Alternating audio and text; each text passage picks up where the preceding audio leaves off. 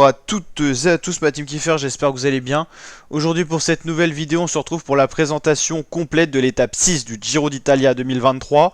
162 km au programme reliant la ville de Napoli à cette même ville de Napoli. Un profil quand même plutôt vallonné en milieu d'étape et très plat dans la seconde partie. Alors est-ce qu'on aura une échappée qui ira au bout ou est-ce qu'on assistera à un sprint massif? C'est la question tout simplement, parce que dans les différentes ascensions du jour, est-ce que les équipes de sprinters pourront rouler fort au peine de voir leurs sprinters lâcher, ou alors est-ce que ça va se relâcher un petit peu et laisser les baroudeurs, pourquoi pas aller chercher une belle victoire d'étape. Alors on se situe où sur l'Italie? Dans le sud, hein, Napoli, elle est là l'étape, c'est une boucle en fait. On va revenir à Napoli, la ville de départ. C'est assez rare au final sur les grands tours de avoir la même ville de départ et d'arrivée, mais c'est le cas. Souvent c'est le cas pour les contre-la-montre où il n'y a pas de grosse distance, et là 162 km, mais non, on va quand même faire une boucle autour de Naples.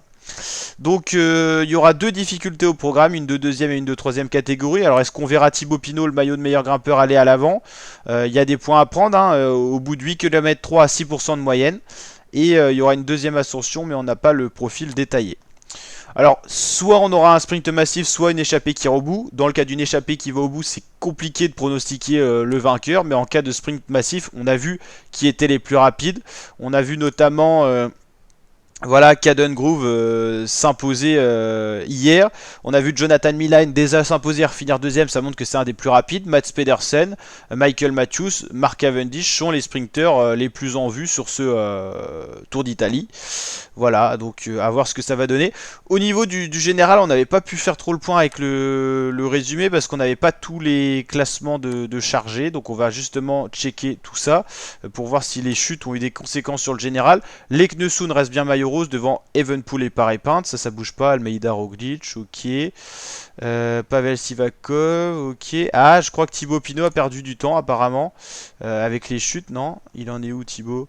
Ah non, 2 minutes 33, non, il a pas dû perdre de temps au général, hein. Non, ok. Ok, parce qu'avec toutes les chutes qu'on a eues, j'espère qu'il n'y aura pas d'abandon. Parce que franchement, l'étape 5 a été meurtrie par les chutes, hein. C'est affolant ce qu'il y a eu. Est-ce qu'il y a une présentation avec les favoris? Des fois, il y avait Today Cycling qui faisait ça. Ouais, si, il y a ça, parfait. Non, c'est le Tour de France, ok.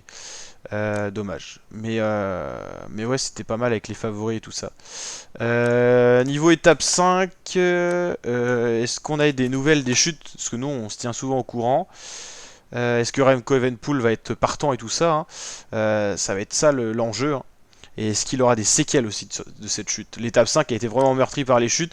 N'hésitez pas à aller checker la chaîne YouTube, on a tout dessus, hein, tout simplement pour voir un petit peu toutes les chutes qu'il y a eu et tout ça. Tout est à suivre sur la chaîne YouTube, le résumé après chacune des étapes c'est dispo sur la chaîne.